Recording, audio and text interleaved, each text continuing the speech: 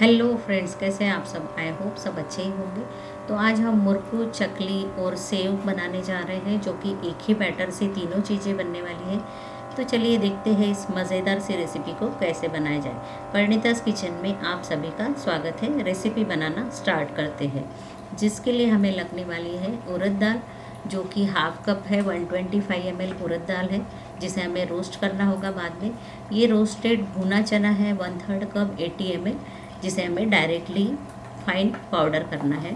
उड़द दाल को रोस्ट करने के लिए गैस पे पैन रख देंगे। उड़द दाल को मैंने कपड़े से अच्छे से पोंछ के साफ भी कर लिया था। को ऐसे उलटते पलटते हुए हमें रोस्ट कर लेंगे, जिससे कि इसका मॉइस्चर निकल जाए। तो उड़द दाल रोस्ट हो गई है, इसे ठंडा करने रख देते हैं। और ठंडा होने के बाद हम इसे मिक्सर जार में फाइन पाउडर कर लेंगे। तो इसे ठंडा करने रख देते हैं। तब तक हम भुना चना का फाइन पाउडर कर लेते हैं। तो भुना चना का फाइन पाउडर हो गया है। आगे की प्रोसेस में चलते हैं। तो यहाँ पे मैंने 2.5 कप राइस फ्लोर लिया है। चावल का आटा लगेगा हमें। तो ये मैंने डायरेक्टली ग्रोसरी शॉप से ही ला लिया था। ये भुना चना का मैंने फाइन पाउडर कर लिया, वो ले लेंगे। और ये उड़द दाल का पाउडर कर लिया है, फाइन पाउडर, जिसे कि हमें छानना है, जिससे जो भी मोटा पार्टिकल्स है इसमें कुछ वो निकल जाए। तो ऐसे छान लेंगे। और यहाँ पे मैंने 2 टेबलस्पून काले तिल लिए हैं। यहाँ पे आप अजवाइन और जीरा पाउडर भी ले सकते हैं। सफ़ेद तिल भी ले सकते हैं आप। अभी यहाँ पे मेल्टेड घी लिया है, जो कि 80 ml लगने वाला है हमें। 1.5 टेबलस्पून सॉल्ट ले लेंगे, नमक। आप अपने टेस्ट अनुसार कम ज़्यादा कर सकते हैं। इस रेसिपी को और भी टेस्टी बनाने के लिए हम लेंगे ग्रेटेड कोकोनट, और जिसका दूध बनाएंगे, नारियल का दूध, जिसमें पानी डाल देंगे और इसका हम दूध बनाएंगे, जिससे मुरकू, सेव, चकली बहुत ही टेस्टी और क्रिस्पी बनने वाले हैं। तो यहाँ पे इसका मैंने मिल्क बना लिया है। अभी हम इसे छान लेते हैं। तो कोकोनट मिल्क बनके रेडी है। तो सारे इंग्रेडिएंट्स हम मिक्स कर लेंगे अच्छे से। और जैसे हम रोटी का डो बनाते हैं, उससे थोड़ा सा सख्त डो बनाएंगे। तो देखिए, ऐसा मुट्ठी बनना चाहिए। इसका मतलब ये डो बनने के लिए रेडी है। तो आज हम इसे नारियल की दूध से बनाने वाले हैं। तो नारियल का दूध भी बहुत जल्दी बन जाता है, बहुत इजी रेसिपी है। नारियल को ग्रेट कर लो और मिक्सर जार में थोड़ा सा पानी ऐड करके इसका दूध बना लो। तो इसका हम सख्त डो बनाएंगे। यहाँ पे चावल का आटा जो लिया है वो बहुत ही फाइन वाला लिया है। डो को बनाने के लिए 375 ml मिल्क लगा है। रेस्ट करने रख देते हैं 10 मिनट के लिए, और फिर 10 मिनट बाद हम चेक कर लेंगे।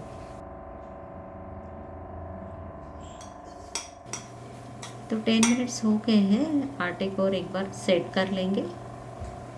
तो आटा सेट हो गया है। गैस पे कढ़ाई रख लेंगे और ऑयल डाल देंगे तलने के लिए। तब तक ऑयल गर्म होता है, हम मुरकू मोल्ड को भी ग्रीस करके रेडी कर लेंगे। तो ये मुरकू मोल्ड बहुत इजी है, इससे चकली भी बनता है, सेव भी बनता है। तो ऐसे सिलेंड्रिकल शेप में हम डो को मुरकू मोल्ड में भर लेंगे और इसका कवर टाइट कर लेंगे। ऑयल गर्म हुआ क्या चेक करते हैं। तो ऑयल इतना ही हमें गर्म चाहिए। तो डायरेक्ट ऑयल में ही हम मुरकू बनाने वाले हैं। और भी मेथड में बताऊंगी इसके बाद, but first method direct oil में मुरकू डाल देंगे। पहले 2 ही डाल के देख लेते हैं। तो जब तक ये झाग नहीं जाता हम इसे पलटाएंगे नहीं। झाग गया, इसका मतलब एक साइड से मुरकू तल के रेडी है। तो इस तरह से उलटते पलटते हुए हम मुरकू को क्रिस्प बनाएंगे। और देखिए, झाग पूरा ख़त्म हो गया है। तो मुरकू भी बनके रेडी है। अच्छा क्रिस्पी मुरकू बने हैं। इस तरह से मुरकू निकाल देंगे। आइए और एक बार देखते हैं। तो इस तरह से ऑयल में ही हम मुरकू निकाल लेंगे इस बार भी। और भी मेथड है जो मैं आगे बताने वाली हूँ आपको। तो इस तरह जब तक झाग जाता नहीं, हम मुरकू को पलटाएंगे नहीं। तो झाग कम हो गया, इसका मतलब एक साइड से मुर्कू बन के रेडी है, तो पलटा देते हैं।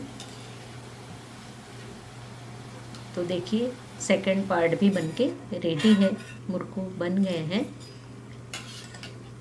तो इस तरह हम स्पैचुला के ऊपर भी मुर्कू ऐसे डाल के फिर हम इसे ऑयल में छोड़ सकते हैं। तो ये भी बहुत अच्छा और इजी मेथड है। इस तरह से सावधानी से हम छोड़ सकते हैं मुर्कू को ऑयल में। तो इस तरह ये भी मुर्कू बन के रेडी हो गए हैं। बहुत ही क्रिस्पी करारे ये मुर्कू बनते हैं, तो आप ज़रूर से बनाइएगा मुर्कू। ये टेस्ट में भी बहुत स्वादिष्ट लगते हैं।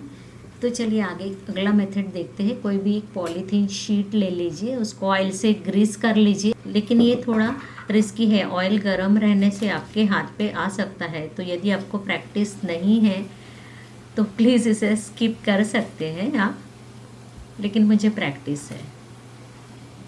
तो इस तरह ये वाला भी बैच बनके रेडी है।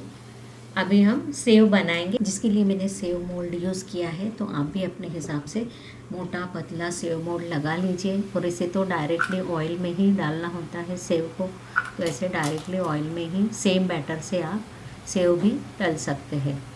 तो इस तरह सेव को भी झाग जाने के बाद पलट देंगे। सेव को भी दोनों साइड से पलटते हुए तल देंगे और ये भी झटपट से बन जाते हैं। फर्स्ट बैच बनके रेडी है।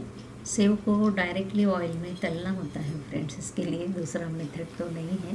तो और एक बना के दिखा देते हैं सेम उसी तरह से।